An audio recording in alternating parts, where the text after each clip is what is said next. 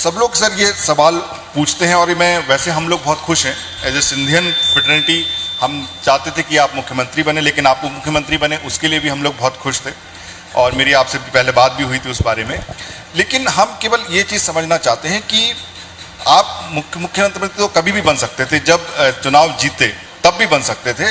आपने 4 महीने पहले ये स्वीकृत करना क्यों समझा, कि आपको क्यों लगा कि ये जरूरी है कि अब आपको मुख्यमंत्री बनना चाहिए?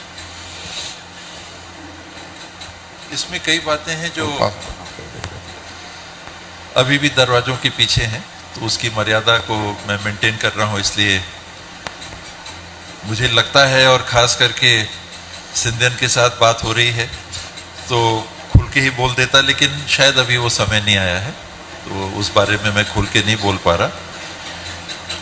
मैंने इस बात को पहले भी कई बार रखा कि चुनाव जब हुआ उस समय भी जब भी मैं प्रचार में जाता था तो मैं यही कहता था कि 2008 में पहली बार यहाँ से चुनाव लड़ने का मौका मिला तो एक विधायक के रूप में काम करने की बात मन में थी।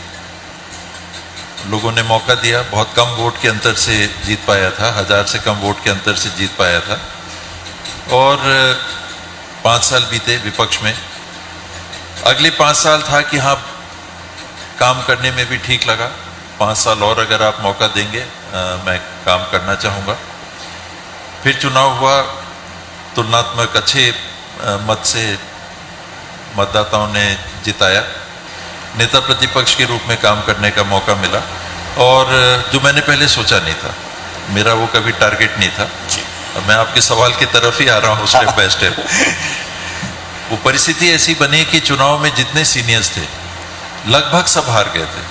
मैं सेकेंड टर्म का था, और एक दिन आरसी सिंहदेव साहब, कोरिया अंकल हम लोग उनको बोलते थे, डैडी के क्लास फेलो भी थे, उनके साथ रमन सिंह जी के यहाँ गए थे। तो उन्होंने बात बात में कहा भी कि ये शायद ही हिंदुस्तान में ऐसा हुआ होगा कि, हालांकि फर्स्ट टर्मर भी कुछ बने हैं सीने, कि सेकेंड टर्म में किसी को नेता प्रतिपक्ष के रूप में काम करने का मौका मिला। तो मुझे वो गौरव पार्टी ने दिया, नेता प्रतिपक्ष के रूप में काम किया। 18 का चुनाव आया तो नेता प्रतिपक्ष के रूप में पूरे प्रदेश में दौरा करने का मौका मिला, घोषणा पत्र बनाने का मौका मिला।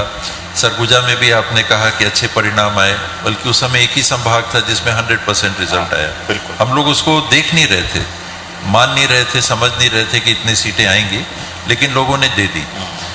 चुनाव प्रचार में मैं यही कहता था कि विधायक के रूप में आपने काम कराया, नेता प्रतिपक्ष बनने का आप लोगों ने मौका दिया, अब विपक्ष में रहने का मन नहीं है, सत्ता आएगी, मंत्री के रूप में काम करना चाहूँगा, आपसे मदद मांगने के लिए आया हूँ, मदद करिएगा।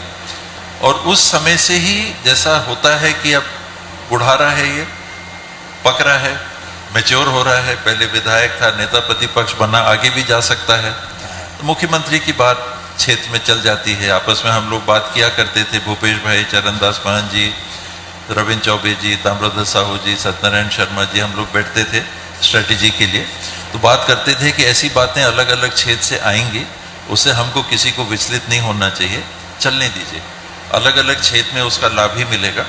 कौन बनेगा मुख्यमंत्री ये तो हाईकमांड तय करता है, हम लोग को उसके चलते आपस में कोई भी तालमेल की कमी नहीं आने देनी। चुनाव हुआ, एक ऐसा बहुमत मिला जिसकी मुझे तो कल्पना नहीं थी, 68 आउट ऑफ 90, मैं नहीं सोचता था 52 प्लस शायद 60 तक चले जाएं, लेकिन 68। 11 दिसंबर को चुनाव रिजल्ट घोषित हुए, 14 को हम लोग को दिल्ली बुलाया गया और 4 लोगों को दिल्ली बुलाया गया, तलब हुआ, चरणदास महंत जी, ताम्रध्वज साहू जी, मैं था उस समय, हाँ मैं पता है मुझे, मेरी आपसे बात हुई थी। हाँ, तो ये 4 हम लोग को दिल्ली बुलाया गया, तो ये समझ में आया कि मुख्यमंत्री के उसमें लगता है कि ये 4 लोगों में से बात आएगी। मैंने लॉबिंग कभी नहीं की थी मुख्यमंत्री के लिए, नेता प्रतिपक्ष के लिए भूपेश भाई से बात करके की थी, और भी लीडर से मिले, कई लीडर से मिले, लेकिन मुख्यमंत्री के लिए मैंने लॉबिंग की नहीं थी, मौका ही नहीं था। 11 को रिजल्ट आए, क्या होगा क्या नहीं, मुख्यमंत्री के लिए तो कोई बात ही किसी से नहीं हुई थी जी। वहाँ जब 4 लोगों को बुलाया गया और अंत में जब भूपेश भाई का अनाउंस हुआ कि ये 16 तारीख को अनाउंस हो गया कि मुख्यमंत्री भूपेश बघेल रहेंगे और 17 तारीख को शपथ होगी, तो राहुल जी राजस्थान भी गए, मध्य प्रदेश भी गए, छत्तीसगढ़ भी आए। एक ही दिन तीनों जगह की सरकार की उनने शपथ में उपस्थिति दी। जैसे ही 16 तारीख को रिजल्ट आया, कुछ टीवी चैनल्स में ये आने लगा कि 2.5 साल का बात। कभी कहा ना हाईकमांड ने या किसी सीनियर कांग्रेस पर्सन ने कहा, लेकिन मीडिया में जो ये बात आई वो चलती रही। 2.5 साल, 2.5 साल, 2.5 साल, 2.5 साल आया। बहुत दबाव, अपने साथियों से दबाव, रोज फोन, 50, 100, 200 फोन, कब हो रहा है, अब तो हो रहा है, क्या होगा। मैं कहा कि नहीं, वो कुछ ऐसी बात नहीं है, अभी जानकारी नहीं है, हाईकमांड के ऊपर है, देखिए उन लोग क्या करेंगे, जैसा निर्णय करेंगे अपने को उस हिसाब से चलना है, रहना है। वो होते होते जब पंचायत विभाग मैंने छोड़ा, उस समय भी कुछ परिस्थितियां आई थी और उस समय भी कहीं कहीं ये बात होने लगी कि इनको कुछ पंचायत ने छोड़ा है, दूसरे विभाग की बात आएगी, हो सकता है कि उप मुख्यमंत्री की बात आए। तो कहीं चर्चा भी हुई थी, तो मैंने उस समय भी क्लियर कहा था कि उप मुख्यमंत्री वाली बात नहीं है। मेरे को कोई समझौता बतौर मेरे को कोई पद नहीं चाहिए या मेरे को कोई डिपार्टमेंट नहीं चाहिए। ये बात है मीडिया में जो चल रही है, बार बार उसका मेरे ऊपर भी बहुत दबाव है, स्वाभाविक है, भूपेश भाई के ऊपर भी बहुत दबाव होगा। मीडिया उनसे भी पूछता है कि कब हो रहा है 2.5 साल, आगे क्या हो। वो भी यही बोलते थे कि हाईकमांड के ऊपर है, जिस दिन बोलेंगे मैं छोड़ दूंगा। मैं भी यही कहता था कि ये तो हाईकमांड के ऊपर है, हम लोग कोई मुख्यमंत्री नहीं बन सकते, ना हम लोग वो कर रहे हैं पहल, हाईकमांड जैसा कहेगा। इन सब बातों को लेके मैंने उस समय भी कहा था कि कोई उप मुख्यमंत्री वाली बात नहीं है।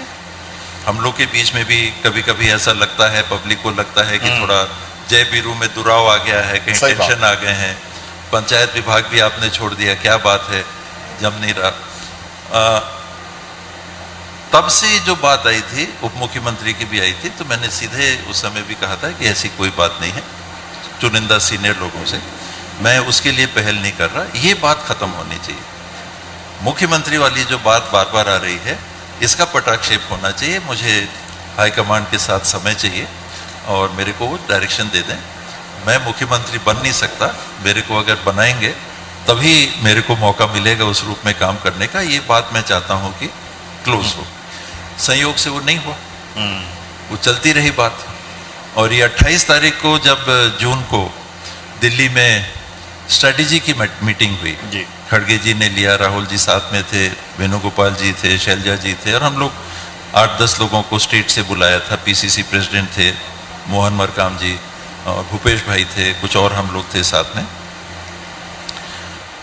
वहाँ उस दिन 28 तारीख को जो भी घटनाक्रम हुआ वो इस दिशा में बात को ले गया कि उप मुख्यमंत्री की घोषणा उस दिन हुई। ओके। तो ये उसका बैकग्राउंड है